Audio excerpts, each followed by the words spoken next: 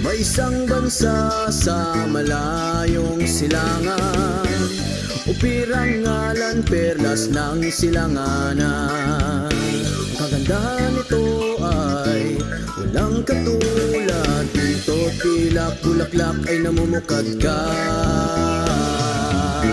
Bangon upir, bangon tayo ay aahon sa mga dayuhang umalipin noong unang panahon.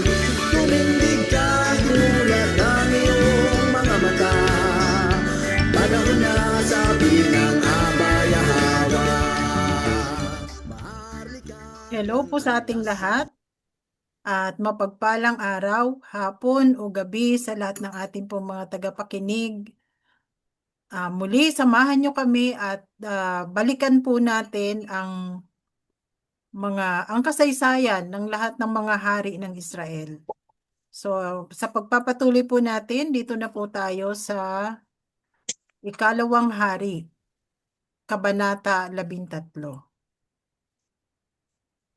Okay, mga kapatid, Kabanata 13, Haring Jehoahaz, sambahayan ni Ephraim.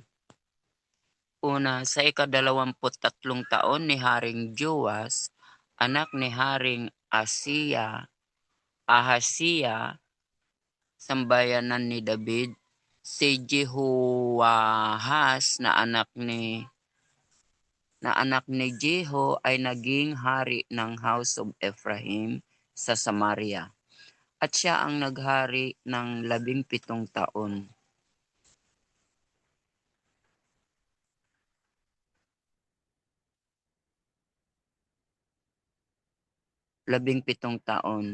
Ginawa niya ang masama sa paningin ni Yahweh sapagkat sinunod niya ang mga kasalanan ni Haring Jeroboam na anak ni Nebat, na siyang naging sanhi ng pagkakasala ng sambayanan ni Ephraim. 3, kaya ang galit ni Alahayam ay nag-apoy.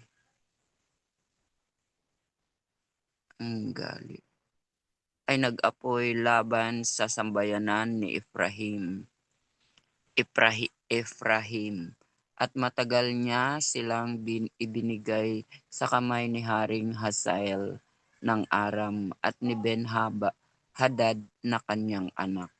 Pagkatapos humingi si Jehoahaz ng habag sa Alahayam, at dininig siya ni Yahweh sapagkat nakita niya ang matinding kapighatian ng sambayanan ni Ephraim sa kamay ng hari ng Aram. 5, kaya si Yahweh ay nagbigay ng tagapagligtas sa kanila at sila ay nakatakas mula sa kapangyarihan ni Aram. Kaya't ang sambayanan ni Ephraim ay namuhay muli sa kanilang sariling mga tahanan gaya nung una. 6, ngunit hindi pa rin nila tinalikuran ang idolatria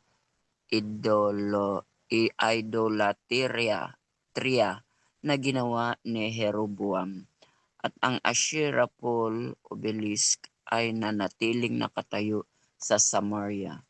7, wala nang natira sa hukbo ni Jehoahaz kundi 50 nangangabayo, 10 karwahe at 10,000 kawal na naglalakad, sapagkat nalipol ng hari ng Aram ang iba at ginawa silang parang alabok sa Gikam. 8, si Jehoahaz ay namahinga kasama ng kanyang mga ninuno at inilibing sa Samaria, at si Jehoahaz na kanyang anak ang naging hari kapalit niya.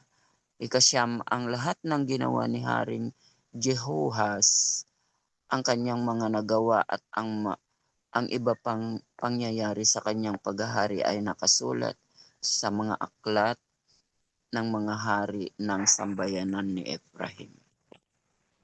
Haring Jehoas, sambayanan ni Ephraim.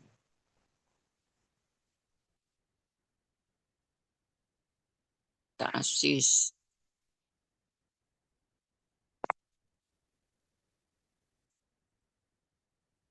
Haring Jehoas, sambayanan ni Ephraim. Sa ika-37 taon ng Haring Joas, sambayanan na David, si Jehoash na anak ni Jehoahaz ay naging hari ng sambayanan ni Ephraim sa Samaria. At siya ay naghari ng 16 na taon. 11, ginawa niya ang masama sa paningin ni Hawa at hindi niya tinalikuran ang alinman sa mga kasalanan ni Jeroboam na anak ni Nebat na naging sanhi ng pagkakasala ng sambayanan ni Ephraim. 12, noon si Elisha ay nagkasakit ng karamdaman, naging sanhi ng kanyang kamatayan. Dumalaw si Haring Jehoas ng sambayanan ni Ephraim sa kanya at umiyak sa harap niya. Sinabi niya, aking ama, ang mga karwahe at mga ngabayo ng Israel. 13, sinabi ni Elisha, kumuha ka ng pana at ibang palaso. At kinuha niya. 14, sinabi niya sa hari, hawakan mo ang pana at nang hawakan niya ito, ipinatong ni Elisea ang kanyang mga kamay sa mga kamay ng hari. Sinabi niya, buksan mo ang bintanas sa silangan. 15, sa silangan at binuksan niya. Pumutok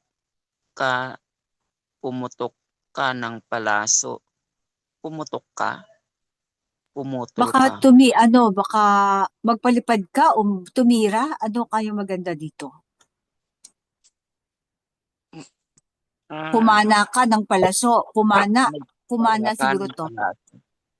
Pumana ka ng palaso. Hindi eh. Hindi, magpalipad na lang siguro, sis. Magpalipad. Sige. Okay. Pagpalipad ang ano. Magpalipad ka ng palaso. Sabi ni Magpalipad.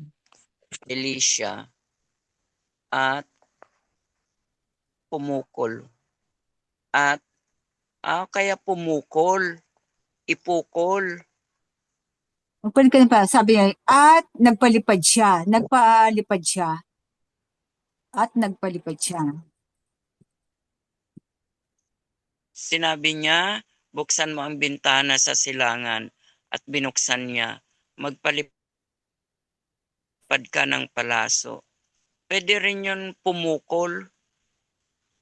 Ay, Hindi, bato parang pukol, yun, parang diba? binato eh. Magpalipad ka ng palaso. Sabi ni Elisha at nagpalipad siya. Sinabi ni Elisha, ang palaso ay ng tagumpay mula sa Alahayam. Ang palaso ng tagumpay laban sa Aram. Matatalo mo ang mga Arameans sa Afek. Sa Afek. Hanggang sila ay maubos. 16, pagkatapos sinabi niya, kunin mo ang mga palaso. Kinuha ng hari ang mga iyon at sinabi ni Elisea, hampasin mo ng lupa at hinampas niya Hampasin mo ang lupa. at huminto. 17, nagalit ang propeta ng Alayam sa kanya at sinabi, sana ay hinampas mo ng 5 o 6 na beses kung gayon. Lubusan mong matatalo ang Aram, ngunit ngayon 3 ulit mong lamang sila matatalo. Si Elisea ay namatay at nilibing sa panahon yun. Taon-taon ay may mga grupo ng mga Moabite na pumapasok sa lupain sa pagbubungkal ng tagsibol.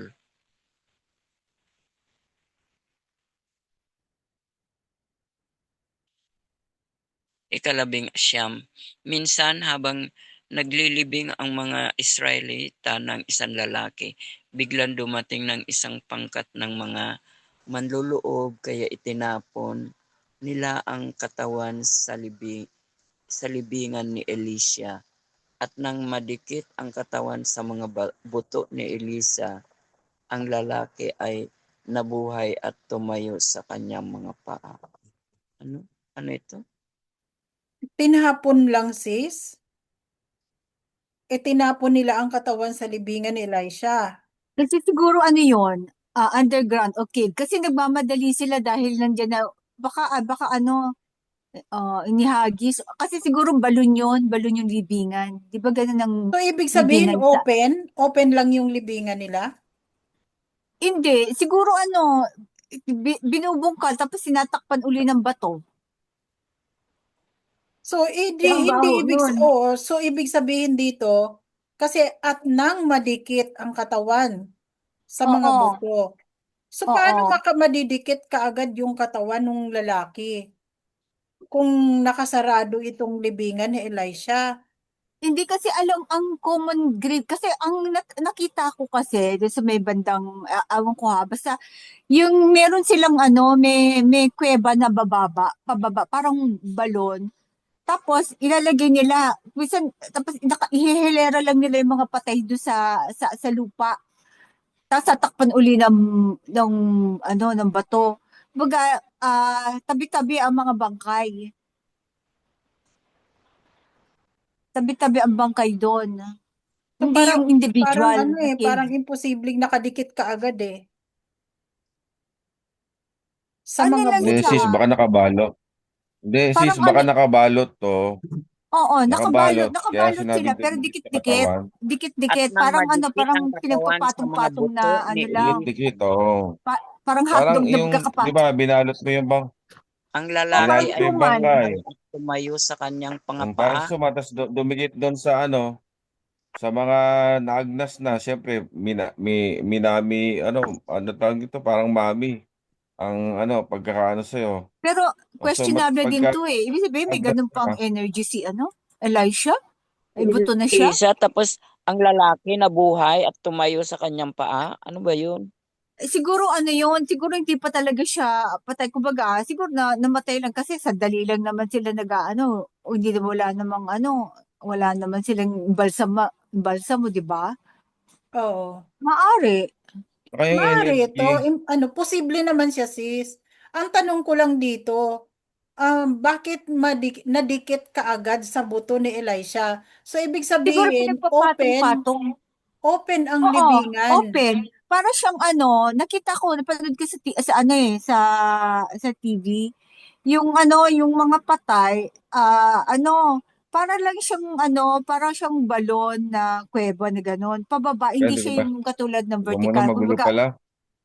vertical. Tapos Magulo inaano pala, lang, magulo. pinagpatong-patong lang, parang ano, hotdog o parang suman, Hmm? balon, tapos ipapatong-patong lang gano'n. Ganon? Eh, Oo, hindi, yun ang magulo to, nakita ko magulo. eh.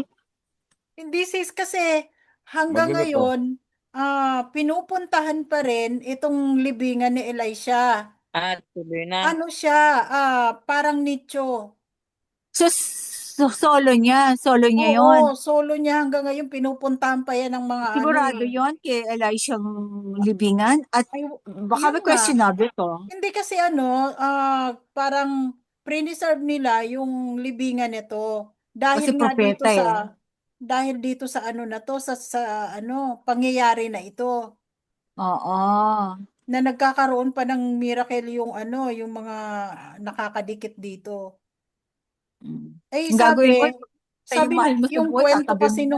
nung pastor namin dati na nakapunta diyan, madami daw gumagaling na may sakit. Pag pumupunta doon sa libingan ni Elisha. Oh, Hmm. kaya So, siguro. ang kwento niya, preserve daw ito at ginawang magandang nicho. Mm. Pero this time, itong pangyayaring to, hindi pa Oo. siguro nila nalalaman. Ngayon pa lang nila nalaman. Kaya siguro tabi-tabi pa ang ano. Siguro. Kaya nga nagtataka ako yung nadikit Oo. ang katawan niya sa mga buto ni Oo. Ni Elisha. Elisa Siyempre at yung tumayo sa kanyang mga paa. panambalot doon nabulok na rin, no? Hmm. Exposed na yung buto. Sige, tuloy natin, sis. Okay. Po, si Haring Hazael ng Aram ay patuloy na pumipighati Choppy ka na, sis. sa bayanan ni Putol-putol. Ephraim na pumiputol. Sis Salty, tuloy mo na kaya. Sige. Sige, Oo, kasi verse. putol-putol si sis, Sis, sis Rodim. Sis Rodim, oo. ako na daw. Okay, Oo, sige sis. Okay. putol-putol Verse ka, sis 20. Rodim. Okay. Mm-mm. Si Haring Hazael ng Aram ay patuloy na pumipighati sa sambahayan ni Ephraim sa buong panahon ni Jehoahaz. Ngunit si Yahweh ay naawa at nagpakita ng habag sa kanila at patuloy na ginunita ang kanyang tipan kay Abraham, Isaac at Jacob. Hanggang sa araw na ito, hindi pa rin sila lubusang nililipol ni Yahweh o itinaboy sa harap ng kanyang presensya. So may awa pa rin hindi pa rin nalilipol ang mga sambayan ni Ephraim, yung 10 tribu. Si Haring Hazael ng Aram ay namatay at si Ben-Hadad na kanyang anak ang humalili sa kanya bilang hari. Pagkatapos, si Jehoash na anak ni Jehoahaz ay muling nabawi kay Ben-Hadad na anak ni Hazael ang mga bayang sinakop ng kanyang ama sa digmaan. So nabawi niya yung mga bayan. 3 ulit tinalo ni Jehoash si Ben-Hadad at nabawi ang mga bayan ng Israel. Ang lahat ng ginawa ni Haring Jehoash, ang kanyang mga nagawa, kabilang ang kanyang digmaan laban kay Haring Amaziah ng sambahayan ni David at ang iba pang pangyayari sa kanyang paghahari ay nakasulat sa mga aklat ng mga hari ng sambahayan ni Ephraim. So nagkipagdigma pa lang siya kay Haring Amaziah, no? Si Haring Jehoash ay namahinga kasama ng kanyang mga ninuno at si Haring Jeroboam ang humalili sa kanya sa trono. Inilibing si Haring Jehoash sa Samaria kasama ng mga hari ng sambahayan ni Ephraim. So si Jeroboam ang humalili. Kasi kanina itatanong ko pa kung sino tong sa verse 5. Kaya si Yahweh nagbigay ng tagapagligtas sa kanila. Si Jehoash pala yun, no? Sa pamamagitan ni Elisha. Kaya lang, ang pagkakamali ni Jehoash, 3 beses lang niya, inihampas ang Oo. pana. Kaya 3 beses lang niya matatalo ang Aram. Mali, dapat nagbigay siya ng instruction, damihan mo, 100, no? Hindi rin na. Siguro niloob din ng Aba na mapapunta sa Aram yung mga lupain. And then, may mga reaction kay mga kapatid.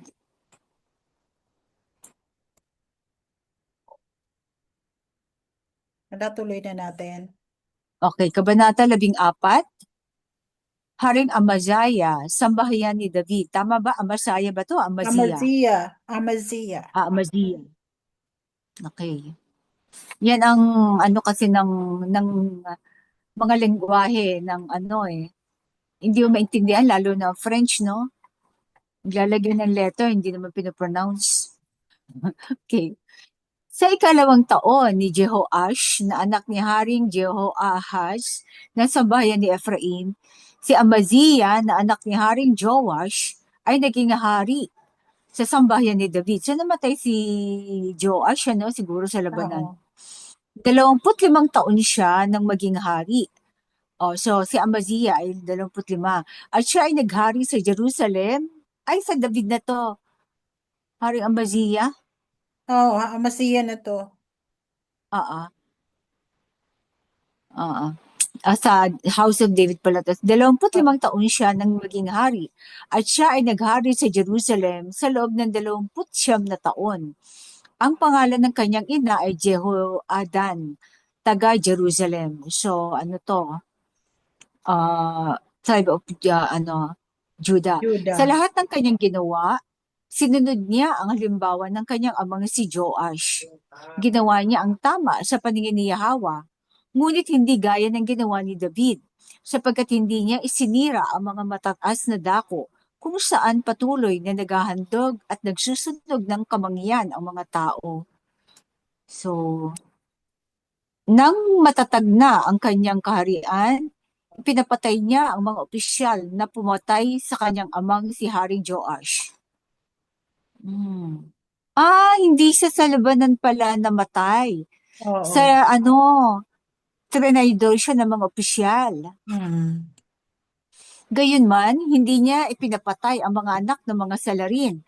Ayon sa nasusulat sa Aklat ng Tipan na kautusan ni Yahweh na nagsasabing, ang mga magulang ay hindi papatayin dahil sa kasalanan ng mga anak, ni ang mga anak ay papatayin dahil sa kasalanan ng mga magulang.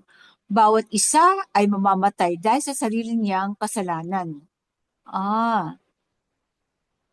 Kasi yung sa Aklat ng Tipan, kaya lang kasi ito ay panahon ng gera. Dapat kasi yon pinapatay mo din yung anak para hindi makapaghiganti. So hindi niya pinatay yung mga anak dahil nagkasala yung mga sinunod niya ang kautusan. So mali yung konteksto ng kanyang pagsunod, no? Verse 7. Siya ang nakatalo sa 10,000 Edomite sa libis ng asin at nasakop ang Sela sa labanan.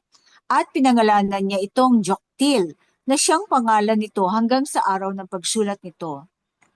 So yung mga lahi ni Edom, ni Esau ang 10,000.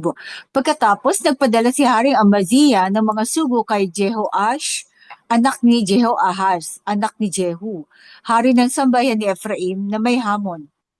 Naghamon si Amaziah, halika, magharap tayo sa digmaan. Ngunit si Haring Jehoash ng sambayan ni Ephraim ay sumagot kay Haring Amaziah ng sambahayan ni David. Isang dawag sa Lebanon ang nagpadala ng mensahe sa isang sedro sa Lebanon. Ibigay mo ang iyong anak na babae upang mapangasawa ng aking anak. Ngunit isang mabangis na hayop sa Lebanon ang dumaan at niyurakan ang dawag. Tunay na natalo mo ang Edom at ngayon ay nagmamalaki ka.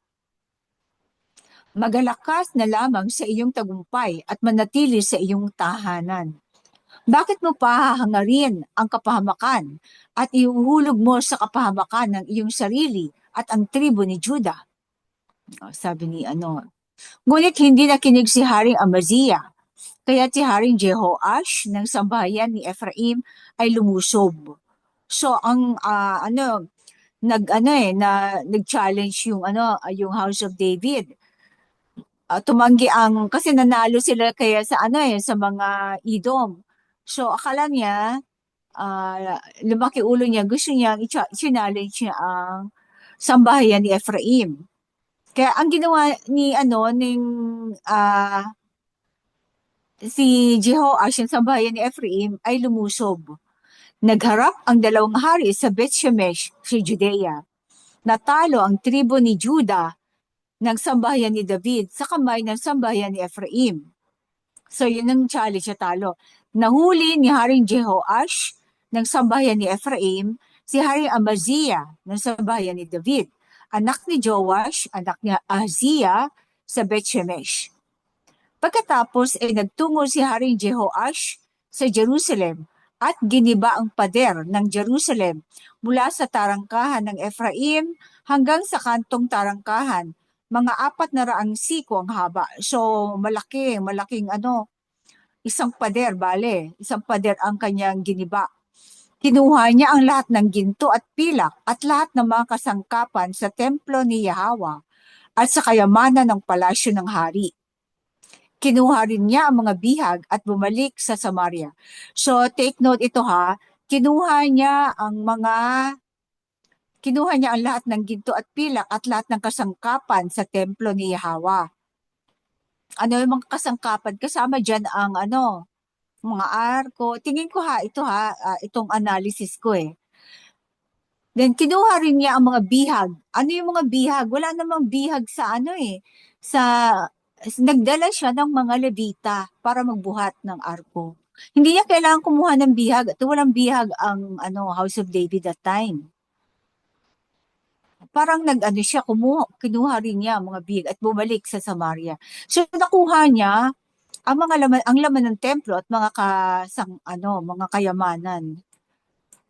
So ito ay kaparaanan siguro ng alahayam para ma-safeguard ang laman ng templo. Nakuha ng 10 tribu mula sa 2 tribu sa House of David. So itong si Amasiah na anak ni Joash, hari ng sambahayan ni David, ay nabuhay pa ng 15 taon matapos ang pagkamatay ni Jehoash, anak ni Jehoahaz, hari ng sambahayan ni Ephraim. So unang namatay si Amasiah. Pero hindi niya nabawi yung mga nakuha. Ang lahat ng ginawa ni Haring Amaziah at ang iba pang kaganapan sa kanyang paghahari ay nasusulat sa mga aklat ng mga hari ng sambahayan ni David. May mga nagbalak laban sa kanya sa Jerusalem at siya ay tumakas patungang Lakish. Ngunit ipinahabol siya roon at pinatay siya sa Lakish. Siya ay ibinalik sakay ng kabayo at inilibing sa Jerusalem kasama ng kanyang mga ninuno sa lungsod ni David. Ayun. Pagkatapos nito, pinili ng lahat ng tao ng tribo ni Judah si Azariah na 16 na taong gulang at ginawang hari kapalit ng kanyang amang si Amaziah. So si Azariah ay anak ni Amaziah. Si Azariah ang muling nagpatayo ng Elat at ibinalik ito sa sambahayan ni David matapos pumanaw si Haring Amaziah.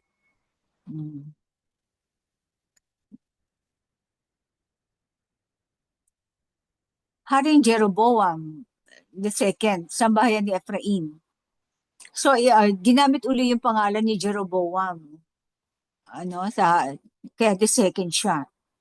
Sa 15 taon ni Amaziah, na anak ni Joash, hari ng sambahayan ni David, si Jeroboam II, na pangalawang Jeroboam, anak ni Jehoash, hari ng sambahayan ni Ephraim, ay naging hari sa Samaria at naghari sa loob ng 41 taon. Tagal Ginawa niya ang masama sa paningin ni Yahweh at hindi niya iniwan ang kasamaan ni Jeroboam na anak ni Nebat na siyang naging dahilan ng pagkakasala ng Israel. So yung kanyang katukayan, Siya ay ang muling nagtakda ng mga hangganan ng Israel mula Lebo, Hamat hanggang sa dagat ng patay. Ayon sa salita ni Yahweh, ang alahayam ng Israel na sinalita niya sa pamamagitan ng kanyang lingkod na si Jonah, anak ni Amittai, ang propeta na taga Gat-Hefer.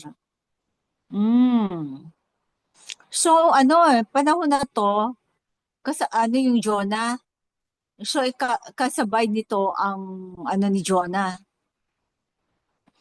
Nakita ni Yahweh kung gaano kahirap ang buhay ng sambahayan ni Ephraim, maging alipin o malaya, at wala ni isang tutulong sa kanila. At sapagkat hindi pa sinabi ni Yahweh na lubusang buburahin ang pangalan ng sambayan ni Ephraim sa ilalim ng langit, iniligtas niya sila sa pamamagitan ni Haring Jeroboam II na anak ni Jehoash. So hindi pa nabubura yung sambayan ni Ephraim. Hindi pa naitatago sa wilderness. Ang kanyang mga tagumpay sa digmaan, kabilang ang pagbawi niya sa Damascus at Hamat, na dating pag-aari ng Judea, at ang iba pang pangyayari sa kanyang paghahari ay nasusulat sa mga aklat ng mga hari ng sambayan ni Ephraim. Si Jeroboam II ay namatay at inilibing kasama ng kanyang mga ninuno, at si Sekariah na kanyang anak ang humalili sa kanya bilang hari. Okay. So balik naman tayo sa Kabanata 15 sa sambahayan ni David. Si Haring Azariah. Sa ika-27 taon ni Jeroboam II, hari ng sambahayan ni Ephraim, si Azariah na anak ni Haring Amaziah ang nagpasimulang maghari sa sambahayan ni David. Siya ay 16 na taong gulang nang siya ay maghari, at siya ay naghari sa Jerusalem sa loob ng 52 taon. Mas matagal ang pangalan ng kanyang ina ay Jecoliah na taga Jerusalem. Tribe of Judah rin, Naging faithful sila sa pag-asawa. Ginawa niya ang matuwid sa paningin ni Yahweh, gaya ng ginawa ng kanyang amang si Amaziah. So malaking factor talaga ang ina at asawa, Dahil Tribe of Judah ang kanyang ina. Gayunman, ang mga mataas na dako ay hindi inalis. Ang mga tao ay patuloy na naghahandog at nagsusunog ng kamanyang roon.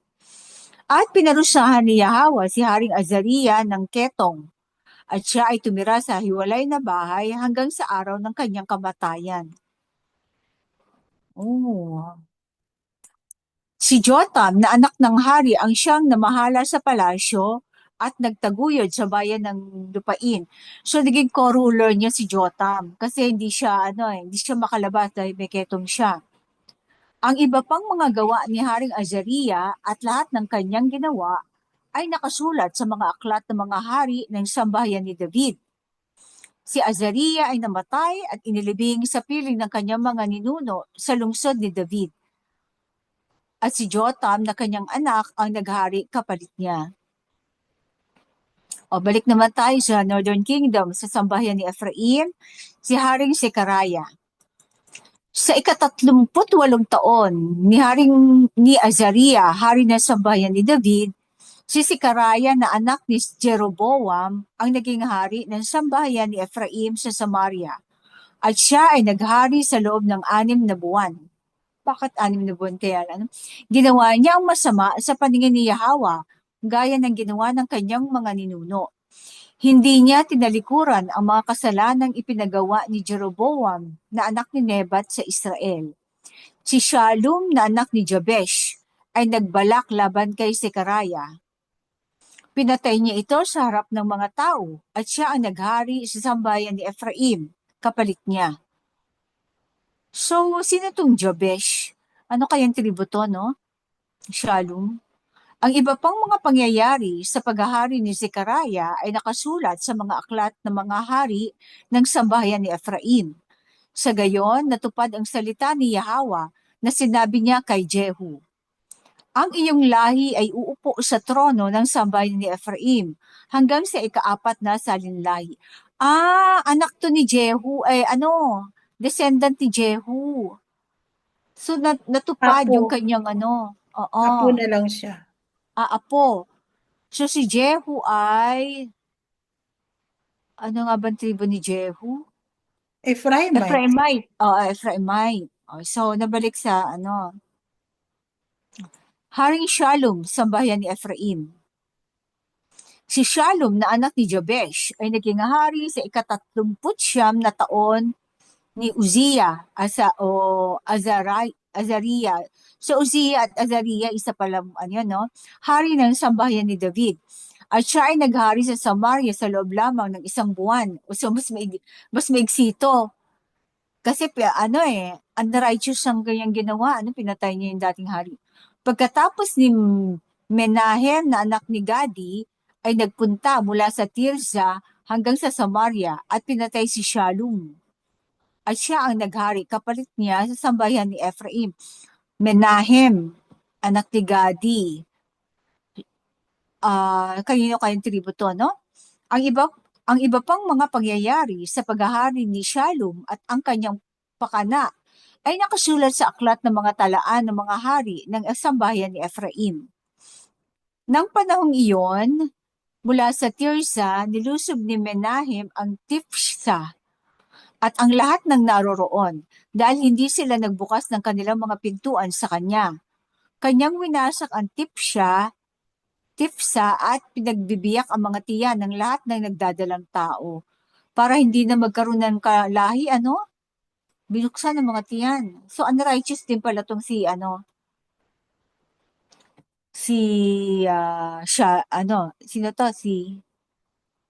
Menahem. Haring Menahem ng sambahayan ni Ephraim. Okay. Sa 39 na taon ni Azariah, hari ng sambahayan ni David, si Menahem na anak ni Gadi ang naging hari ng sambahayan ni Ephraim at siya ay naghari sa Samaria sa loob ng 10 taon. Tumagal din.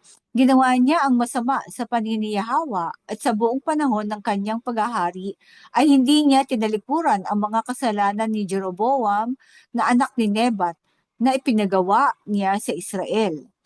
Dumating noon si Pul, hari ng Assyria. Ayon, at sinalakay ang lupain. Pul pala ang pangalan ng kay Menahem to, no? Si Menahem ay nagbigay sa kanya ng 1,000 talento ng pilak upang makuha ang kanyang pagsang-ayon at pagtibayin ang kanyang paghahari. Kinuha ni Menahem ang salaping ito mula sa mga mayayaman sa sambahayan ni Ephraim. Tigli 50 siklo ng pilak sa bawat isa at ibinigay sa hari ng Assyria. Kaya't ang hari ng Assyria ay umalis at hindi na naglagi sa lupain. Ang iba pang mga pangyayari sa paghahari ni Menahem at lahat ng kanyang ginawa ay nakasulat sa mga aklat ng mga hari ng sambahayan ni Ephraim. So parang naging na napasa ilalim na sila ng Assyria. Kasi nagbigay na sila ng mga talento eh. Kumbaga Hindi, parang bribery lang ang ginawa. parang tax na rin yun sis eh. Oo. No? Kaya siya nagbayad sa sa Assyria para hindi sila girahin. Oo, at saka manatili siyang hari. Oo. Kasi ang mga Para hindi siya naman, patalsikin. So nagbribe Oo. siya. kasi ang mga pag ikaw ay sumuway, parang ginagawa ng Western ngayon. Pag ayaw mong tanggapin, patatalsig ka, papalitan ka ng mas amiable ng kanilang hawak. Ngayon, sa ginawa niya, hawak na siya ng Assyria, yung pinuno, si Menahem. So parang under na rin sila ng karya ng Assyria this time. So, Haring Pekahia, sambahayan ni Ephraim. Sa 30 taon ni Azariah, hari ng sambahayan ni David, si Pekahia na anak ni Menahem ang naging hari ng sambahayan ni Ephraim sa Samaria. At siya ay naghari sa loob ng 2 taon. Ginawa niya ang masama sa paningin ni Yahweh at hindi niya tinalikuran ang mga kasalanan ni Jeroboam na anak ni Nebat na ipinagawa niya sa Israel. Si Pekah, na anak ni Remaliah, isa sa mga pinuno ng kanyang hukbo, ay nagbalak laban sa kanya. Kung sino-sino na lang, Pekah naman, kasama ang 50 lalaki mula sa gilid. Pinatay nila si Pekahia, kasama sina Argob at Arie sa loob ng muog ng palasyo sa Samaria. Kaya si Pekah ang naghari kapalit niya. Ang iba pang mga pangyayari sa paghahari ni Pekahia at lahat ng kanyang ginawa ay nakasulat sa mga aklat ng mga hari ng sambahayan ni Ephraim. Kaya ang mga hari laging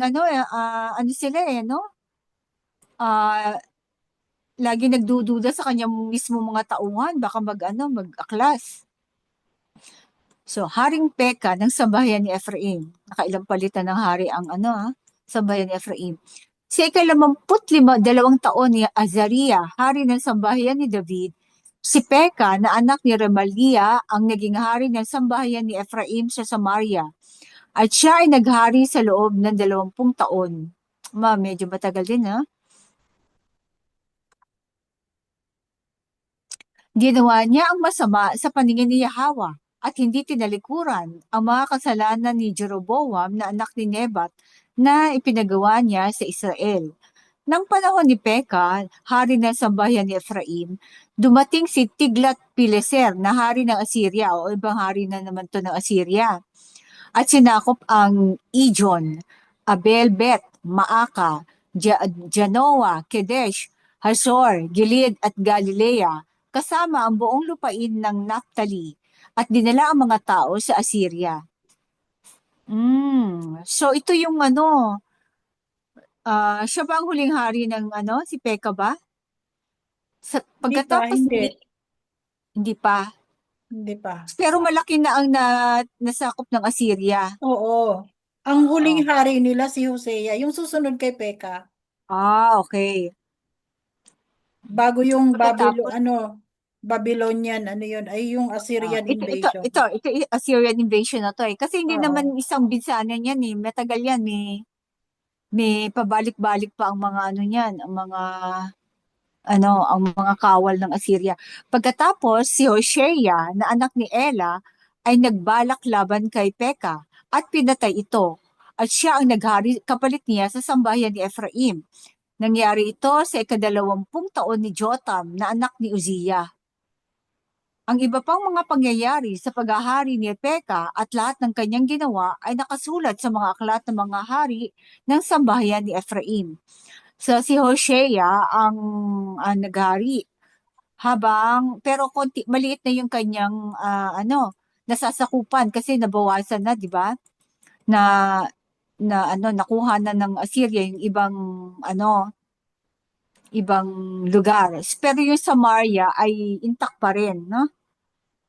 Kasi yun ang kapital ng sambahayan ni Ephraim.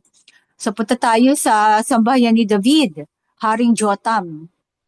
Sa 2 taon ni Peka na anak ni Remalia, hari ng sambahayan ng Ephraim, si Jotam na anak ni Haring Uzziah, Azariah, ang naging hari ng sambahayan ni David.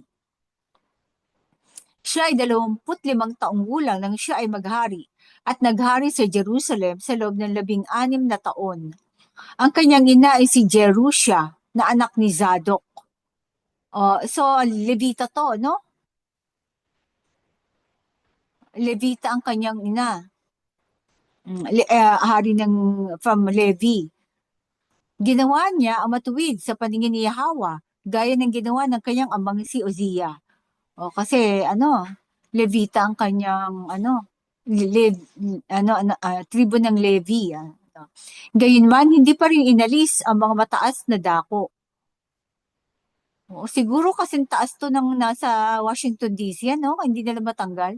Ang mga tao ay patuloy na naghahandog at nagsusunog ng kamangyan doon. Siguro takot sila na baka kung anong gawin ng mga tao sa kanila, baka i-depose sila, no? Pag sinira nila yung mga Asherah poles. At itinayo ni Haring Jotam ang pataas na tarangkahan ng templo ni Yahwa. So naglagay ng bakod. Ang iba pang mga pangyayari sa paghahari ni Haring Jotam at lahat ng kanyang ginawa ay nakasulat sa mga aklat ng mga hari ng bahay ni David o sambahayan ni David.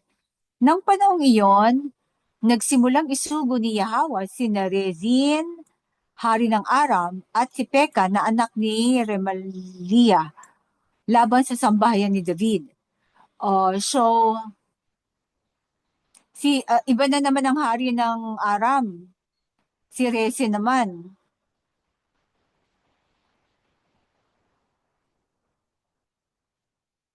At saka si Peka ng sambahayan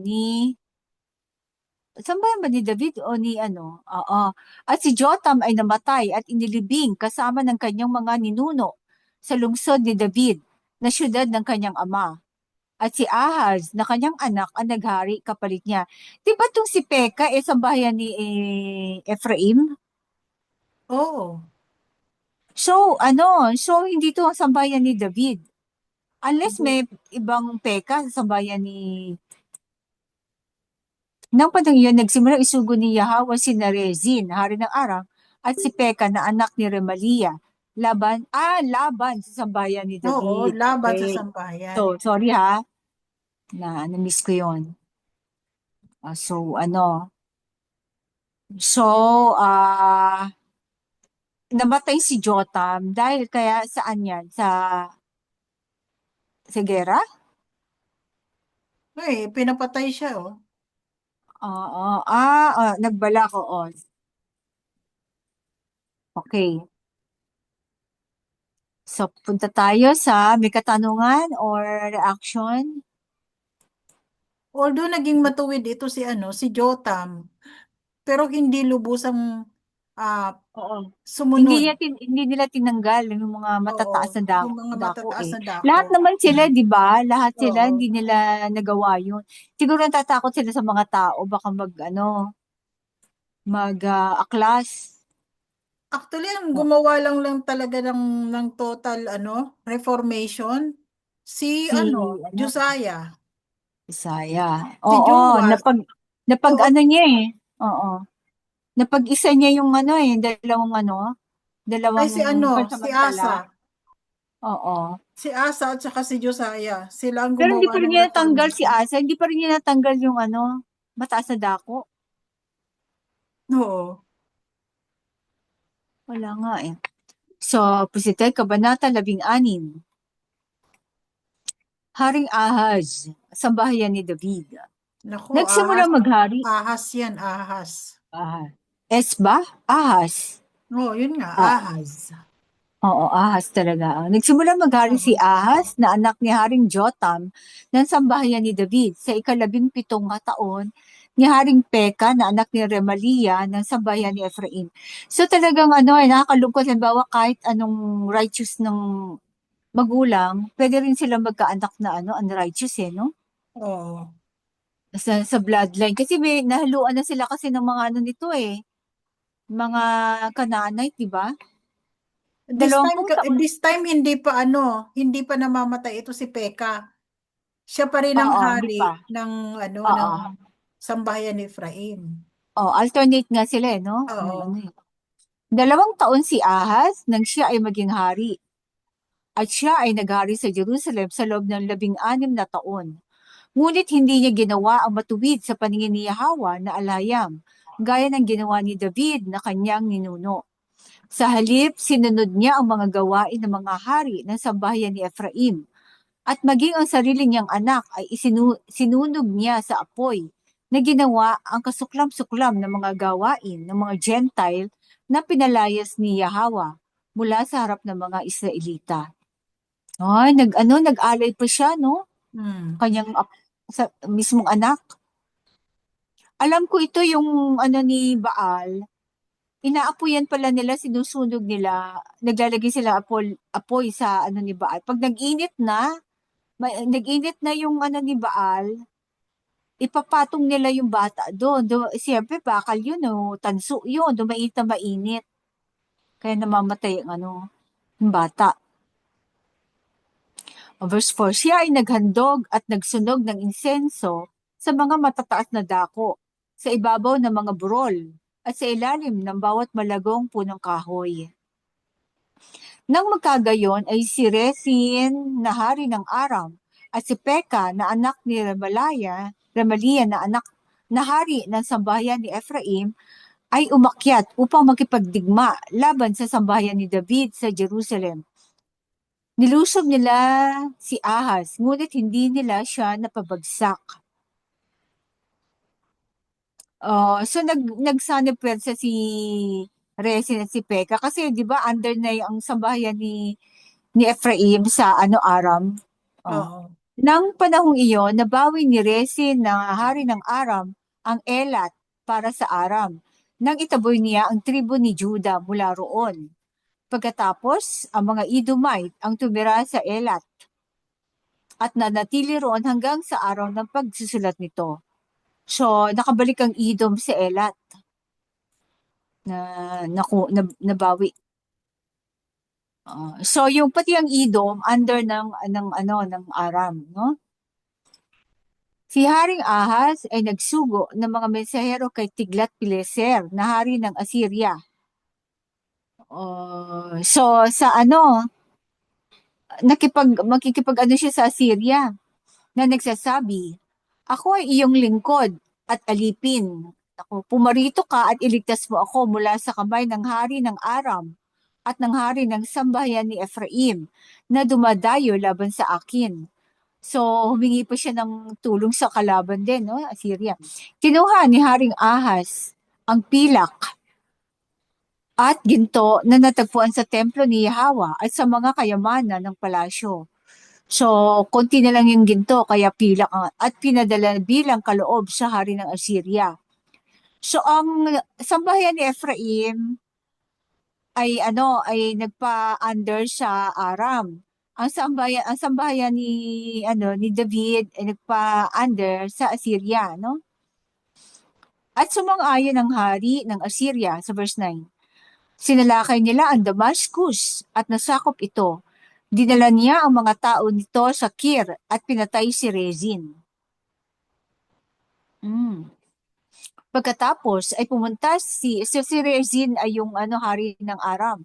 Pagkatapos ay pumunta si Haring Ahaz sa Damascus upang makipagkita kay Tiglat-Pileser na hari ng Assyria. So nagkita sila doon. Nakita niya roon ang isang altar at ipinadala niya kay Uriah na saserdote ang isang guhit ng altar na may detalyadong disenyo para sa pagpapagawa nito. So nainggit siya doon sa altar sa Damascus at pinakita niya kay Uriah na saserdote. Kaya't ginawa ni Uriah na saserdote ang isang altar ayon sa lahat ng ipinadala ni Haring Ahaz mula sa Damascus at natapos niya ito bago bumalik si Haring Ahaz. Siguro ito yung mga altar na ginayan parang sa mga mga Katoliko, di ba? Mararangya. May mga alcove, mga di ba? Altar ng mga Babylon to mga idolo. Mga alcove. Disenyo.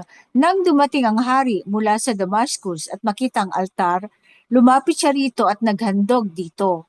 Inialay niya ang kanyang handog na susunugin at ang handog na butil. Ibinuhos ang handog na inumin at ibinuhos sa tabi ng altar ang dugo ng handog pagsasaluhan sa ibabaw ng altar. At tanggal niya sa ibabaw at ibinuhos sa tabi ng altar ang dugo ng handog na pagsasaluhan. Tanggal niya sa ibabaw. Tungkol naman sa altar na bronze na nakatayo sa harap ni Yahweh, inalis niya ito mula sa tapat ng templo. Ayun, tinanggal. Mula sa pagitan ng bagong altar at ng templo ni Yahweh. At inilagay ito sa silangang bahagi ng bagong altar. Okay. Ito ang pinagmula ng paglalagay ng altar sa silangan.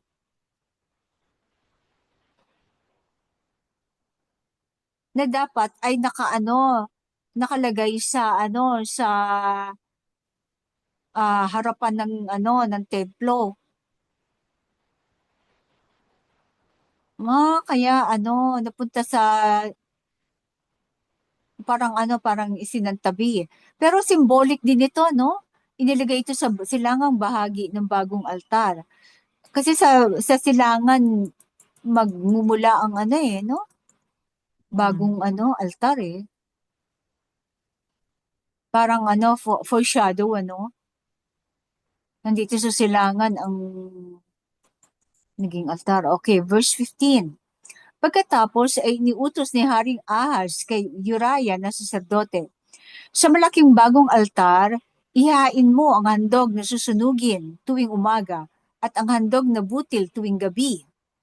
Ang handog na susunugin ng hari at ang kanyang handog na butil at ang handog na susunugin ng lahat ng tao ng lupain, pati ang kanilang mga handog na butil at mga handog na inumin. Isaboy mo sa altar na ito ang dugo ng lahat ng mga handog na susunugin at mga hain. Ngunit ang altar na bronze ay gagamitin ko para sa paghingi ng gabay.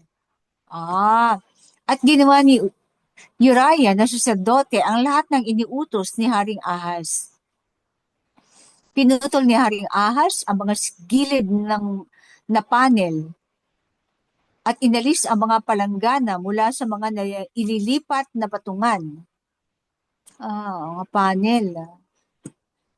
Okay lang ba yung panel? Ano nga ba yung sa Tagalog niyan? Dingding eh.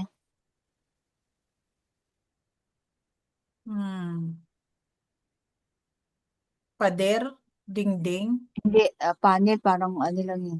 Anong papalit natin? Ang Pader? mga gilid na, hindi, panel parang ano lang siya eh. Parang, sige, amo na. Ang mga gilid na panel at inalis sa mga palanggana mula sa mga ililipat na patungan. Mga palanggana. Inalis niya ang dagat mula sa mga torong tanso na sumusuporta rito at inilagay ito sa isang batong tuntungan. Yung dagat, yung malaking palanggana, nilagay niyang batong tuntungan. So, nawala na yung mga toro. Inalis niya ang toldang pangsabat na itinayo sa templo. Yung mga tolda na siguro para sa mga tao, pati na ang pasukan ng hari sa labas ng templo ni Yahweh bilang pagkilala at paggalang sa hari ng Assyria. Ayun, Kita dahil mo, sa hari. Di ba? ang Nagpailalim sila pinaparangalan eh. dito ay yung hari, hindi na si Oo, Yahawa. ginaya pa yung mga ano sa Kaya ipinabago mga niya ang idolo. lahat ng mga kagamitan doon sa templo. Oo, ginaya niya yung Babylonian altar ng style. idolo. Oo, altar ng mga idolo, ginaya niya, no? Nag, nag-decorate. Ang iba pang mga pangyayari sa paghahari ni Haring Ahaz at ang kanyang mga ginawa ay nakasulat sa mga aklat ng mga hari ng sambahayan ni David. Si Haring Ahaz ay namahinga nakasama ng kanyang mga ninuno at inilibing sa lungsod ni David. At si Hezekiah na kanyang anak ang humalili sa kanya bilang hari. Okay. So, nag-marker ka sis? Hindi pa, no? Kaya Hindi pa. Aga pa. So, punta tayo sa sambayan ni... baka naka-read kasi itong ano eh. Yun nga, kaya ako pinalitan eh. Haring Hoshea ng sambahayan ni Ephraim. So, ito yung huling hari ng sambahayan ni Ephraim. Oo. So, natalo nila ang Aram at saka yung sambahayan ni Ephraim sa gera, di ba? Oo. Malakas ang mga Assyrian eh, malalaking tao to eh. Sa 12 taon ni Ahaz na hari ng sambahayan ni David, si Hoshea na anak ni Ela ay naging hari ng sambahayan ni Ephraim sa Samaria. At siya ay naghari sa loob ng 9 taon. Siya ay gumawa ng masama sa paningin ni Yahweh, ngunit hindi tulad ng mga hari ng sambahayan ni Ephraim na nauna sa kanya. So, hindi ganun kasama. Dumating si Shalmaneser na hari ng Assyria. So, Shalmaneser naman ang hari ng Assyria upang lusubin si Haring Hoshea na noon ay naging basalyo ni Shalmaneser at nagbibigay ng tributo sa kanya. Tingnan mo, naging basal, di ba? Naging basal nila ang sambayan ni Ephraim. So, basal sila pero nilusob pa rin ni Shalmaneser. Ngunit natuklasan ng hari ng Assyria na si Haring Hoshea ay nagtaksil sapagkat siya ay nagpadala ng mga sugo sa hari ng Egypt. Nagpasaklolo sa hari ng Egypt. At hindi na nagbigay ng tributo sa hari ng Assyria gaya ng dati. Okay. Gusto niyang kumawalas, no? Kaya pinadakip siya ni Shalmaneser at ipiniit sa bilangguan. Nilusob ng hari ng Assyria ang buong lupain. Nagmarcha laban sa Samaria at kinubkob ito sa loob ng 3 taon. So 3 taon ang pagkubkob. Ang di ba? Parang kinubkob niya din, si Shalmaneser pala ang nagpatira ng iba-ibang tao, no? Pagkatapon sa sambahayan ni Ephraim dahil sa kasalanan. Ayun, ito na yung pagtakas. Assyrian invasion na to. At saka yung diaspora, dito nag-umpisa yung Oo. diaspora. Sa ikasyam na taon ni Haring Hoshea, nasakop ng hari ng Assyria ang Samaria at pinatapon ang mga Israelita sa Assyria at sa silangan. Take note sa silangan sa Assyria at sa silangan. So, 10 tribo ito, take note. 10 tribo. So, marami to. Pinatiran niya sila sa Hala, sa Gozan, sa Ilog Habor, at sa mga bayan ng Medes. Okay, pinatapon. Nangyari ang lahat ng ito dahil sa sambahayan ni Ephraim ay nagkasala laban kay Yahweh na kanilang alahayam na naglabas sa kanila mula sa Egypt, mula sa kamay ni Faraon na hari ng Egypt. So nag-ilang taon pa bago ginawa na pinadami muna nila yung mga tao, bago niya pinatakas sa silangan. Sila ay sumamba sa mga idolo at sinunod ang mga gawain ng mga bansa na itinaboy ni Yahweh mula sa harap nila. Gayon din ang mga gawain ipinakilala ng mga hari ng sambahayan ni Ephraim. Palihim na gumawa ang mga Israelita ng mga bagay na laban kay Yahweh na kanilang alahayam. Mula sa bantayan hanggang sa mga bayang may pader, nagtayo sila ng mga matataas na dako sa lahat ng kanilang bayan. So, ito nga mga pag sinabing matataas na dako, mga obelisk, no? Nagtayo sila ng mga sagradong bato at mga Asherah pole sa bawat mataas na burol at sa ilalim ng bawat punong malilim. So, yung mga matataas na dako, mga siguro, mga pyramid ba? O altar? Baka altar. O yung parang sigurat, di ba? Oo. Kasi nagsusunog sila ng insenso. Doon, nagsusunog na parang sigurat nga. Maliit na sigurat. Sa bawat mataas na dako, sila ay nagsunog ng insenso, gaya ng ginawa ng mga bansang itinaboy ni Yahweh mula sa harap nila. Gumawa sila ng masasamang bagay na nagpagalit kay Yahweh. Sila ay sumamba sa mga idolo, bagamat sinabi ni Yahweh, huwag kayong sasamba sa mga idolo at mga inukit na larawan. Yung mga imahen, Nagbabala si Yahweh sa sambahayan ni Ephraim at sa sambahayan ni David sa pamamagitan ng lahat ng kanyang mga propeta at tagakita, mga seers. Tumalikod kayo sa inyong masasamang lakad. Tanggalin kaya natin yung tagakita, no? Bakit? Seers, propeta na lang? O iba pa ba yung tagakita sa propeta? Seers ay propeta din eh. Kaya nga, parang manghuhula eh. Hindi, propeta at tagakita ay isang lang to. Isang tungkulin. Kasi parang panghuhula siya eh. Kasi ang propeta kasi lahat ng nakikita niya, napo-foresee niya galing sa alayam. Pero pag tagakita, parang sariling hula. Hindi kaya? Pero anyway, na lang natin dyan. I-retain Retain muna na lang natin. siguro natin to. Oo, kasi may mga tagakita na tayo ng previous Oo. Tumalikod kayo sa inyong masasamang lakad. O sabagay, may mga psychic din talaga na tao, binigyan ng ganung gift, Sundin ninyo ang aking mga utos at tuntunin ayon sa kautusan ng tipan na ibinigay ko sa inyong mga ninuno. Ipinadala ko sa inyo ang aking mga salita sa pamamagitan ng aking mga lingkod na propeta. Okay, yung mga lingkod Di na ba propeta tinawag lang din eh. si Samuel, tinawag din siyang tagakita. Oo. O nung hinahanap niya nga, yung naghahanap ng donkey si Oo. Saul.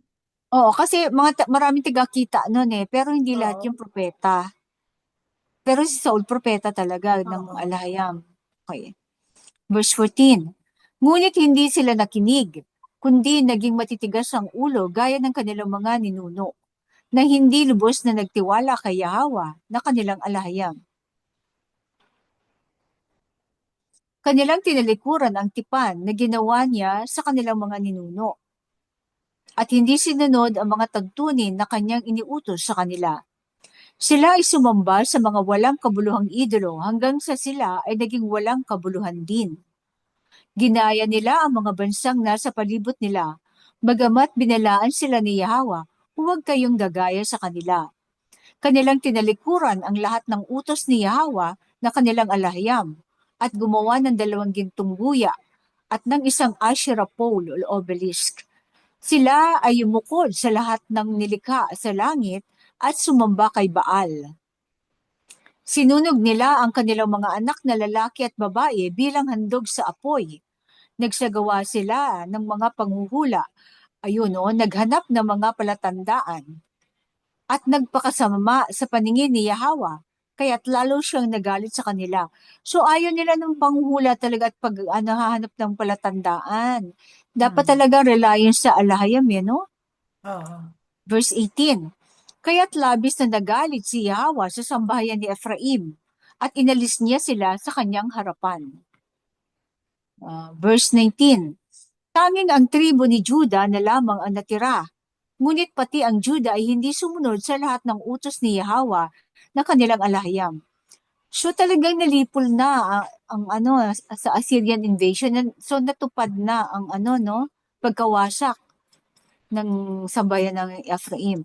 Sinunod nila ang mga gawain ng mga bansang nasa paligid nila. Verse 20, kaya't itinakwil ni Yahweh ang lahat ng tao sa sambahayan ni Ephraim. Pinahirapan niya sila at ibinigay sa kamay ng mga magnanakaw, hanggang sa tuluyan niya silang itaboy sa kanyang harapan. Nang ihiwalay niya ang sambahayan ni Ephraim mula sa sambahayan ni David, ginawa nilang hari si Jeroboam na anak ni Nebat. Iniligaw ni Jeroboam ang sambahayan ni Ephraim mula sa pagsunod kay Yahweh, at naging sanhi na matinding kasalanan.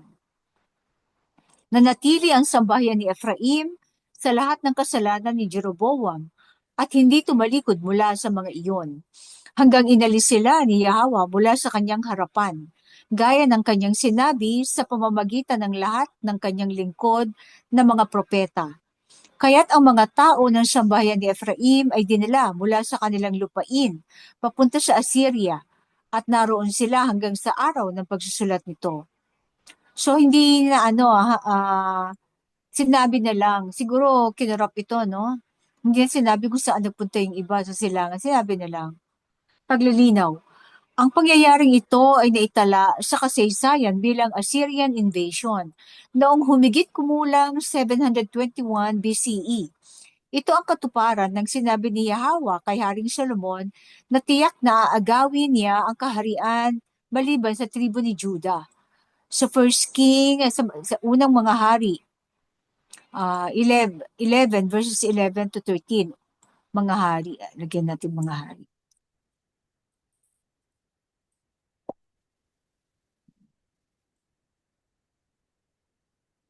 Okay, ito yung Samaria, pinalitan ng mga banyaga.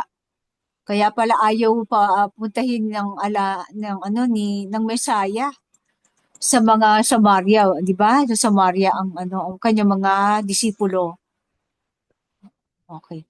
Ang hari ng Assyria ay nagdala ng mga tao mula sa Babylon, Kuta, Ava, Hamat at Sepharvaim, Eastern, at pinatira sila sa mga bayan ng Samaria na pumalit sa mga tao ng sambahayan ni Ephraim. So yung mga Babylon, may mga Canaanite na halong Canaanite na rin talaga, no? Sila ay nanirahan sa Samaria at sa mga bayan nito. Nang una silang manirahan doon, hindi nila sinamba si Yahweh, kaya't nagpadala siya ng mga leon sa kanila na pumatay sa ilan sa kanila. So mga leon na isinalaysay ito sa hari ng Assyria. Ang mga taong dinala mo at pinatira sa mga bayan ng Samaria ay hindi alam ang hinihiling ng alahayam ng lupaing ito, Kaya't nagpadala siya ng mga leyon sa kanila at pinapatay sila sapagkat hindi nila alam ang nararapat gawin. Siyempre kasi parang huli lang to eh. Kaya't iniutos ng hari ng Assyria, magbalik kayo ng isa sa mga saserdote na dinala ninyo mula sa Samaria at patirahin siya roon upang ituro sa mga tao ang hinihiling ng alahayam ng lupaing iyon. Oo. Kasi alalahanin natin na itong Assyria, ito yung ano eh, ito yung pinuntahan ni Jonah, di ba? Yung Nineveh. Oo, Nineveh. Di ba, parang ano yan eh, Nineveh, di ba parang Iran na ano? Kaya siguro naniniwala siya sa alahayam ng mga Israelita. Kaya siguro nagpadala siya ng saserdote. Kaya't ang isa sa mga saserdote na ipinatapon mula sa Samaria ay nagbalik at nanirahan sa Bethel at nagturo sa kanila kung paano sabayin si Yahweh. Gayunman, bawat bansa ay gumawa ng sarili nilang mga idolo at inilagay sa mga dambana sa matataas na dako na ginawa ng mga tao ng Samaria. Pero itong masaserdoteng to, kasi 'di ba ang mga ano, kung sino-sino na lang naging ano, ginawang pari ni ano, Jeroboam, Hmm.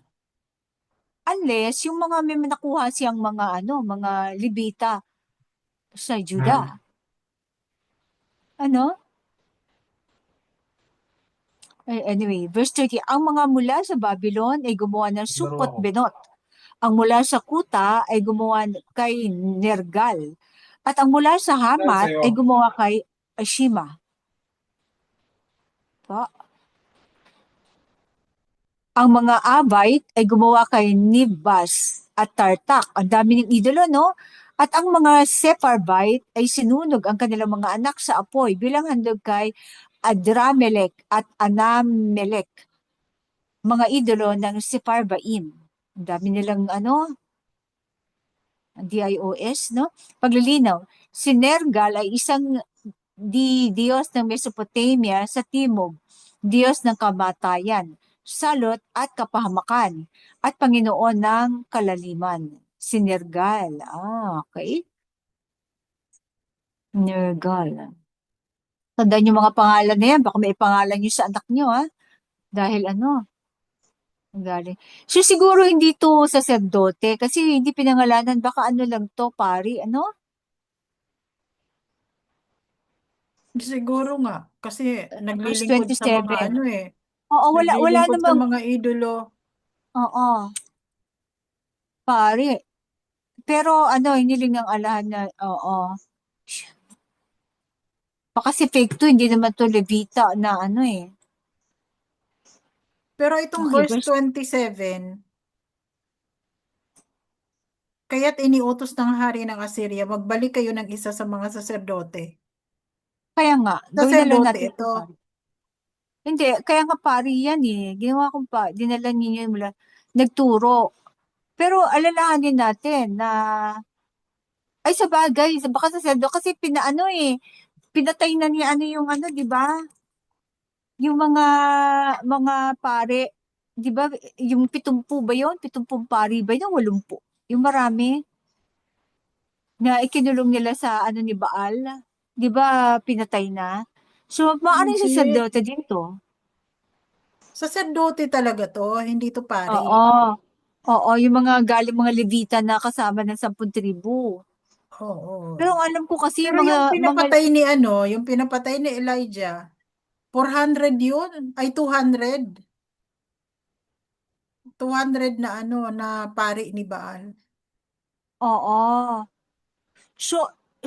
Kasi kaya ko naman naisip yun kasi nung humiwalay ang Juda, nakuha niya ang mga lahat ng Levita pumanig kasi nandoon yung templo sa Jerusalem eh, pumanig sa Sambayan David. Kaya lang nung nalusob nga, nag-away yung dalawang, di ba, sinira nila yung pader. Kinubkob yung mga Levita din, para magdala ng mga, ano, ng kabanang tipan, at saka Kaya siguro may mga saserdote talaga sa sambahayan ni David, ni Ephraim. May mga saserdote na rin talaga. So, tama, saserdote nga to. Saka di ba yung mga propeta pa nga na tapos sa ano? Mm. Okay. Verse 32. Sila ay sumamba kay Yahweh, ngunit naglingkod din sa kanilang mga idolo, ayon sa kaugalian ng mga bansang pinanggalingan nila. Nagtalaga sila ng kanilang sariling mga pari para sa matataas na dako na ito. Nanatili sila sa dati nilang mga gawain pagano hanggang sa araw ng pagsusulat nito. Nang gawin ni Yahweh ang kanyang tipan sa mga Israelita, iniutos niya, huwag kayong sasamba sa mga idolo, niyuyuko sa kanila. Huwag ninyo silang paglilingkuran o pag-aalayan ng mga handog. Si Yahweh lamang na naglabas sa inyo mula sa Egypt sa pamamagitan ng makapangyarihang kamay ang dapat ninyong sambahin. Sa kanya lamang kayo yuyuko at maghahandog. Dapat ninyong maingat na sundin. Hindi yuyuko, sa kanya lamang kayo magpapatira pa.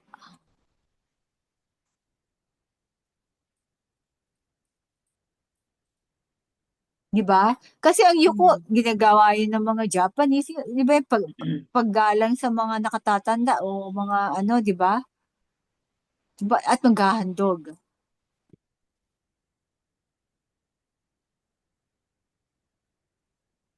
Yuyuko din ba? Vow eh.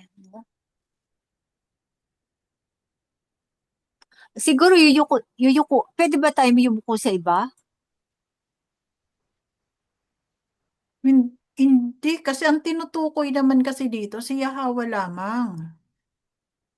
O kasi, So ano ba ang nararapat para kay Yahweh? oo. So, sa kanya lamang kayo yuyuko, magpapatira pa at maghahandog. Ganun na lang. Yuyuko at magpapatira pa. Kasi pwede kasing symbolic din yung yuyuko eh. Ano ka, papasakop. Di ba? Oh. Okay. Ang magpapatira pa is talagang literal na tira pa, ano?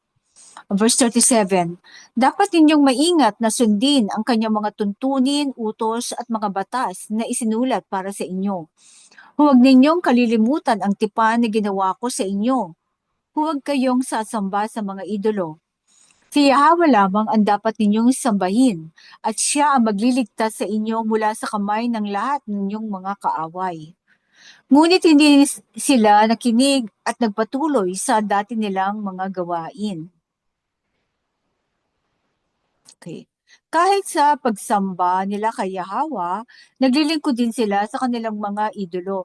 Nasa unang utos to, di ba, na ano, na siya lang mag-isa, walang kasama. At hanggang sa araw na pagsusulat nito, ang kanilang mga anak at apo ay nagpapatuloy pa rin sa mga gawain ng kanilang mga ninuno. Totoo naman, paglilinaw. Si Yahweh ay isang mapanibughuing alahayam. Nais niya na dalisay na pagsamba. Ngunit ang mga Israelita ay gumawa ng espiritual na pagkikiapid sa pagsamba sa mga idolo. At sinabi rin ng Mesaya, hindi kayo makapaglilingkod sa dalawang Panginoon. So dapat isa lang talaga. May ano pa? May mga katanungan o reaction? Sana ba yung mga kapatid natin mukhang natulog na Okay, ano ba? Ilang ano tayo?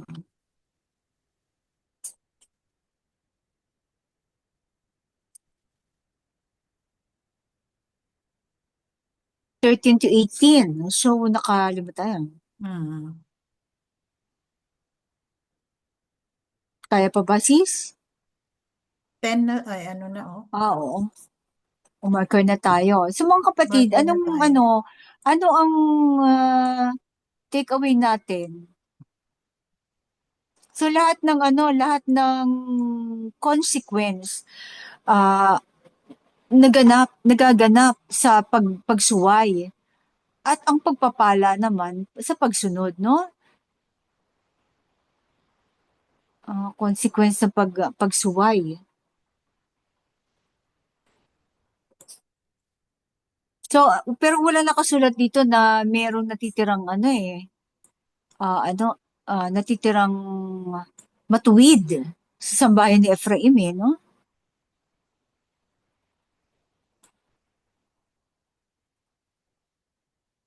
So, sa mga kapatid, tingin nyo, yung 10,000 ay na-deport? Parang napaka-imposible sa Assyria ang no? Baka bago pa dumating ang mga Assyrian, syempre, nasa ang daming laking hukbo no, nakatakas na yung 10. O bago, 10 mga may ibang mga 10,000, di ba? Kailangan nilang i-secure. At lalo na meron sila mga propeta, di ba? Kailangan nilang i-secure ang mga gamit ng templo. Baka naabutan na lang nila sa Samaria kokonti na lang. Kaya nagkaroon ng maraming mababangis na hayop. Hindi na lumay, baka yung first 3 years na 'di ba, kinubkob ng Assyria ang sambahayan ng Samaria tumakas na yung iba. Baka may mga nangyari ng pagtakas bago pa dumating ang mga Assyrian. Ano kaya yung mga kapatid? Although hindi nasusulat dito.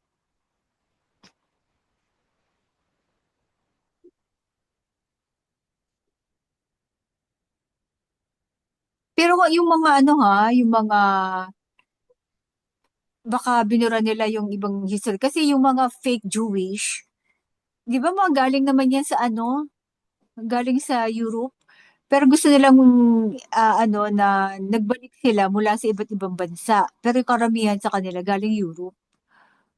So, imposibleng no?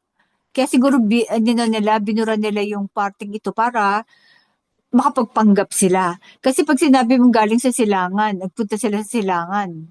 So, fear, sila galing sila kung saan saan. Ginawa nila yung diaspora, no?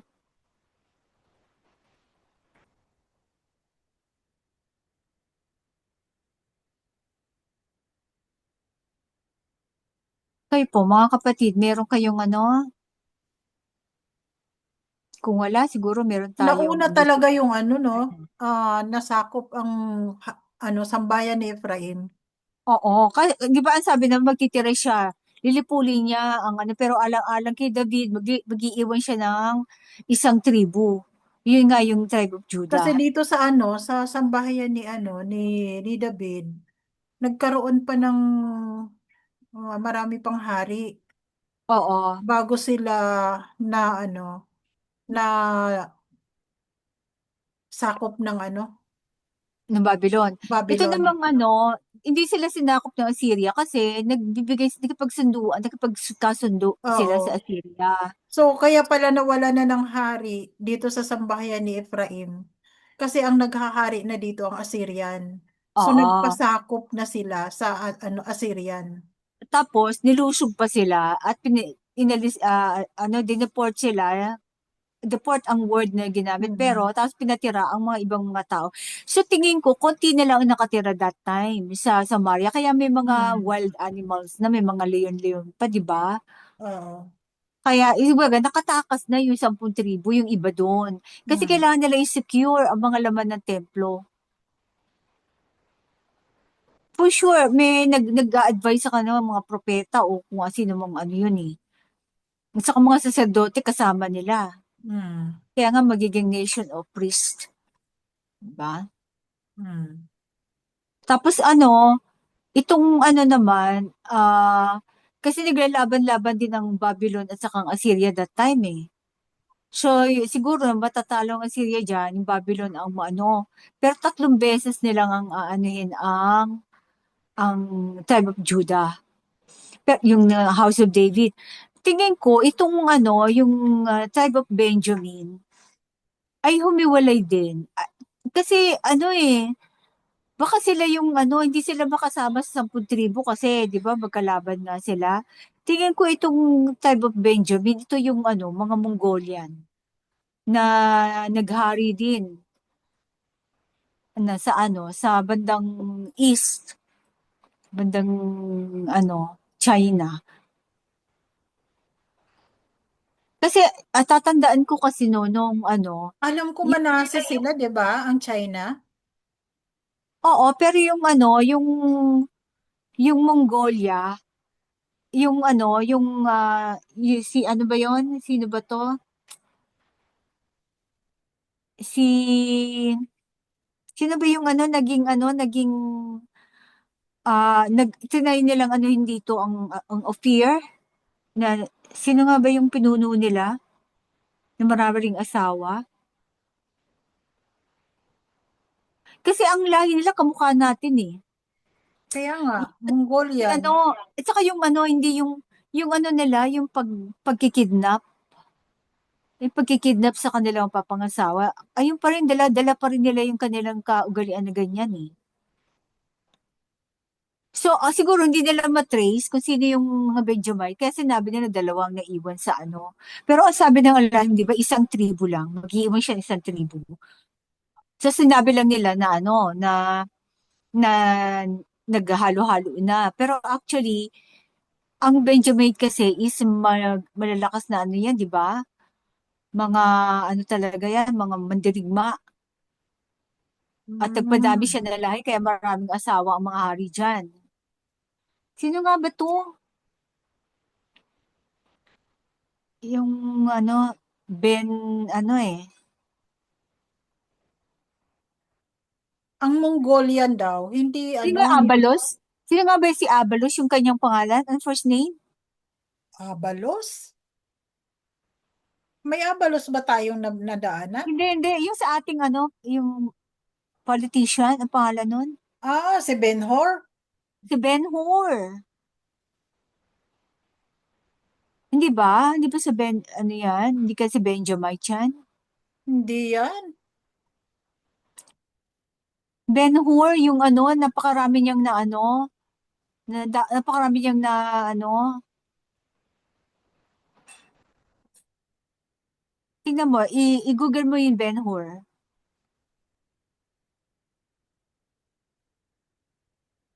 Ben-Hur. Ah, yung yung warrior na Ben-Hur.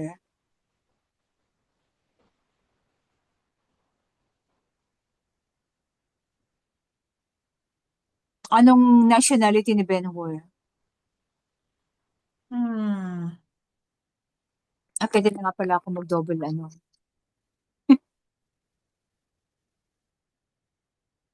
Judah Ben-Hur? Isang Hudyo na mandirigma sa gladiator. Sinabi lang gladiator, pero ano yan? Hmm.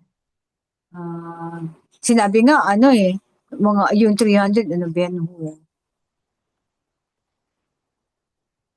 Ben-Hur. Bakit na Ano yun? nga, Pwede. Judah Ben-Hur? Oh, hindi si Ben-Hur na Abalos. Hindi, awal. Ano ba yun? Ben-Hur. Ben-Hur warrior. Eh, hindi Ben-Hur. ko, hindi ko na ano yan eh. Hindi ko nadaanan yan. Hindi ko nabasa yan. Oo, wala siya sa ano, wala sa Torah. Wala nga sa Torah yan eh. Pero ano, si history. Hindi ko Ben-Hur. lang ano. Warrior. Kasi itong ano, yung mga Mongolian ay iba-ibang tribo daw to. Oo. Hindi nila matrace eh. Hindi na ito May matrace. kasama na dyan yung ano, kasama din mga Chinese, ganyan, di ba? Yan nga, mga Chinese. Mga dynasty daw ito ng China. O kasi nasa border nila. Hmm. Border nila to eh. Si Ben-Hur, Xiongnu, si Xiangbei, ano ba yan? Mga Chinese eh. Ketan, trader. Liao Dynasty. Bakra, a wealthy Jewish prince and merchant living in Jerusalem. Kasi, kaya ko inano yung ano, kasi yung ano, yung pagkikidnap ng mga asawa, 'di ba ang mensahero ang nagsabi niyan? Tapos Hmm. ay isa pa, yung mensahero, 'di ba pinakita niya sa atin yung isang ano, yung Mongolian, yung ano, Mongolian princess na ano, na corona. Hmm. May nagregalo sa kanya ng corona ng Mongolian princess. Na corona ng na parang ano, parang yung sinauna mga Chinese Kaya na nga, ano na Chinese ano sila eh, parang oo. dynasty. Oo, pero ano hindi mo alam kung saan galing ang ano, baka umalis din ang ano, ang Di na nila Benjamite matrace kasi ano na, halo-halo na ito. sa bagay. Tsaka ano Halo-halo na eh, na tribo eh. oo, sa bagay. Tsaka ano eh, kaya nga kiniklaim ni Paul na Benjamite siya, di ba? Ni Pablo. Ano, tribe of Benjamin. Pero ang Benjamin ay ano, maari. Pero ano siya, inaano ko lang kasi, tapos, isa pa, inano nila, trace nila yung DNA ni ano, yung DNA ni Ben-Hur, trace nila yung ano niyan, may mga nasa bandang ano, bandang, ano, Mongolia, na ano, na huwag din natin. Anyway, ito side note lang. Kung gusto niyo mahilig kayo sa history, pwede niyo i-research. Ano ko lang naman to, sa sarili ko lang naman na ano. Kasi, although hindi nakasulat, pero kasi yan eh, mga kaganapan yan, mga ano na, after na ng ano, ng common era na. Diba? Maraming panahon ang pinanggalingan. Kaya ako nagka-idea na, baka nga ano, baka yung ano, mga Mongolia ay galing sa ano, sa atin din. Kaya tinawag na Mongoloid. Di ba yung mga, kasi mga singkit, di ba? Doon nanggaling ang term na Mongoloid. Pag yung ano, may ano, yung Kasi mga yung mga special, Chinese, oo. mga singkit.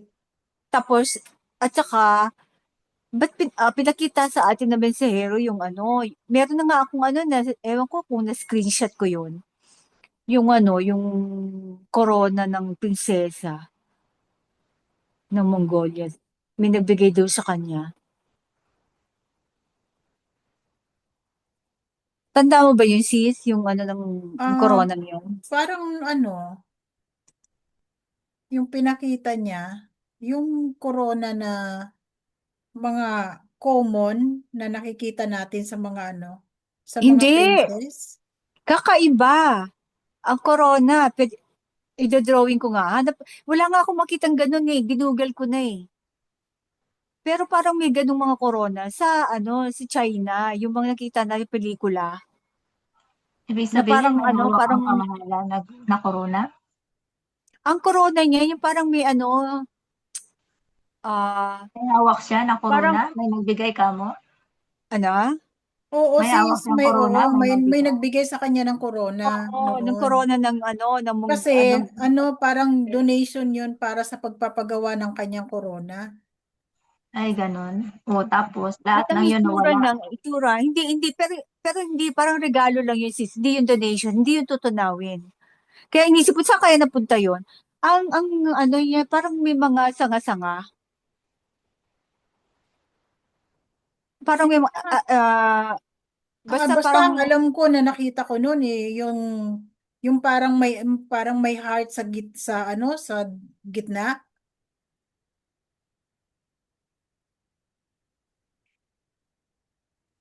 Ano yun, Mongolian crown or Oo, Chinese? Mongolian crown. Mongolian princess daw. May heart. Basta may marami siyang sanga-sanga. Hindi siya Oh, ano, hindi siya ordinaryong crown. Ewan ko kung nakita mo yung sis.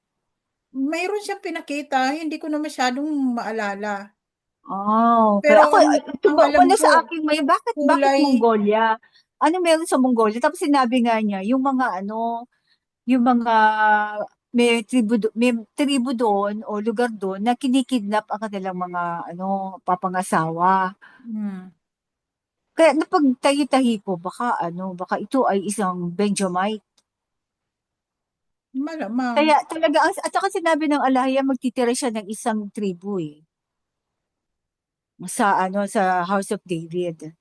O so, kung ang Yun Judah naman lang yung ang sinabing tinira dalawa niya, di ba? so wala nang doon. Wala na doon yung tribo ni Benjamin.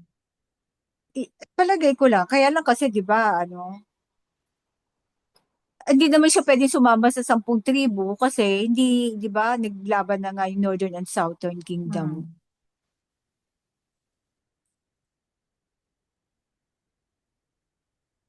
Hmm. Yun lang po mga kapatid ang aking reaction. Kayo po, baka meron kayong gustong idagdag, Sis Dalia o Sis Pearl o Bro. Dito ba si...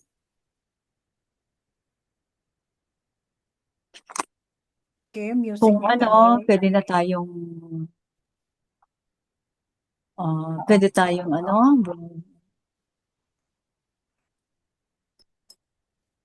Marker na tayo. may So, musika ba tayo dyan, sis? yun nga, tinatanong ko nga kayo kung ano ang inyong mga... Yung version na ni Bro na na. of Fear. Na-play na natin yung kagabi. Ganun ba? Iba naman. Hmm. Kayo mga kapatid. Ito na lang ang kautusan. Sige. Tama ka, utusan. Natin nga ito. Salamat mga kapatid. Be blessed. Shalom. Okay, be blessed. Shalom.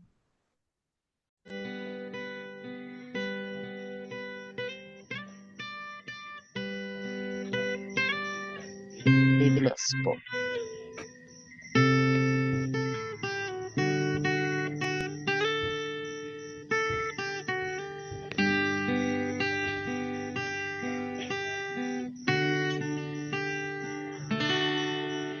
Sa tuwing nalulumbay ang aking puso, ang iyong salita, o aking layam, ang nagbibigay ng kagalakan.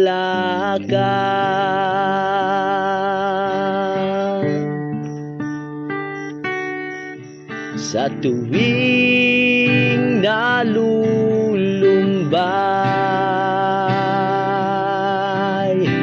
ang aking puso,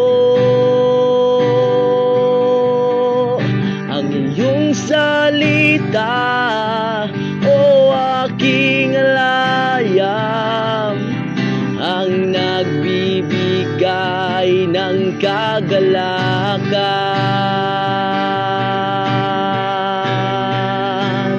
Ang kautusan ang nagpapagaling sa aking kalooban. Purihin ka, sambahin ka, Abba Yahweh.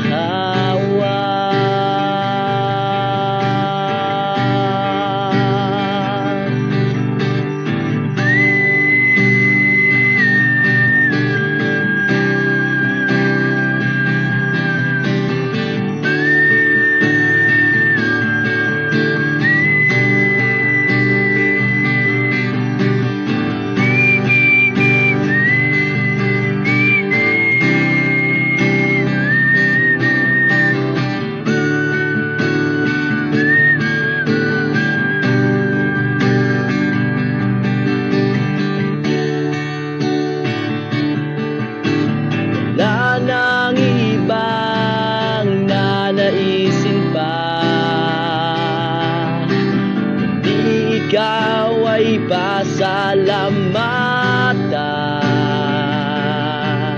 at ipapahayag ang iyong kabutihan sa aking buhay.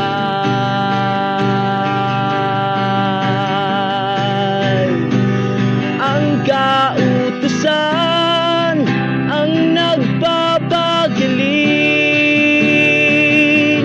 sa aking kalooban. Purin ka, sambahin ka, Abay Yahweh.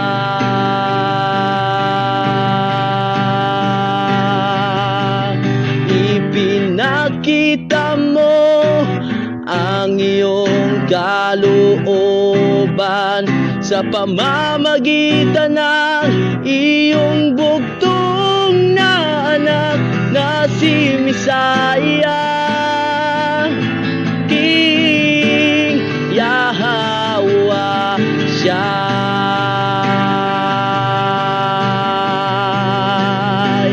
Ang kautusan ang nagpapagaling sa aking kalooban.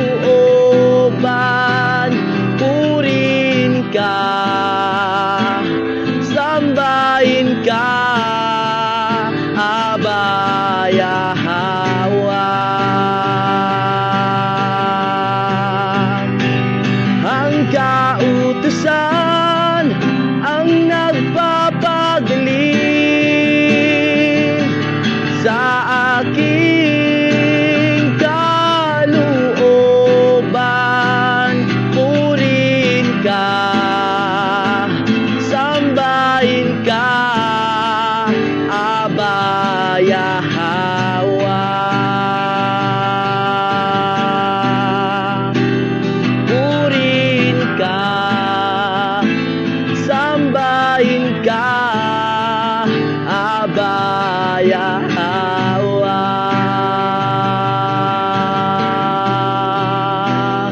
Purin ka, sambahin ka,